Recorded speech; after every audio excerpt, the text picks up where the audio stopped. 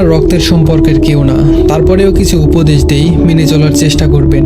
জুতা সেলাই বা রং করতে চাইলে মেরামতকারীর দোকানের সামনে পা বাড়িয়ে দিবেন না, বরং জুতাটা খুলে নিজেই একবার মুছে দিবেন। কখনো কাউকে কামলা, কাজের লোক বা বুয়া বলে ডাকবেন না। মনে রাখবেন, তারাও কারো না কারো ভাই, বোন, মা, বাবা, তাদেরকে সম্মান দিয়ে ডাকবেন। বয়স, শিক্ষা, পদ বা পদবীর দিক দিয়ে হলেও কেউ ছোট হলে কখনো কাউকে ছোট করে দেখবেন না, নাইলে আপনিও নিজেই ছোট হয়ে যাবেন। পড়াশোনা করে জীবনে উন্নতি করুন, কিন্তু কারো ঘাড়ে পা দিয়ে উপরে ওঠার চেষ্টা করবেন না। সবসময় পাওয়ার চেয়ে দেওয়ার চেষ্টা বেশি করবেন। মনে রাখবেন, প্রদানকারীর হাত সর্বদা উপরে থাকে।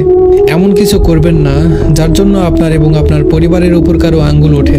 আপনার কি আছে তা আপনার গায়ে লেখা নেই, কিন্তু আপনার ব্যবহারে দেখা যাবে আপনার পরিবার কোথায় আছে।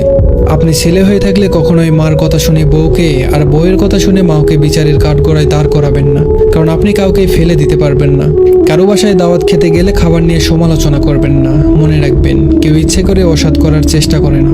শ্বশুর কিংবা শাশুড়িকে ঠিক ততটাই সম্মান করবেন যতটুকু সম্মান আপনি আপনার মা বাবাকে করেন। সবসময় ভদ্র এবং নম্রভাবে চলবেন এবং কথা বলবেন, কিন্তু অন্যায়ের সাথে কখনো আপোষ করবেন না। ধন্যবাদ সবাইকে।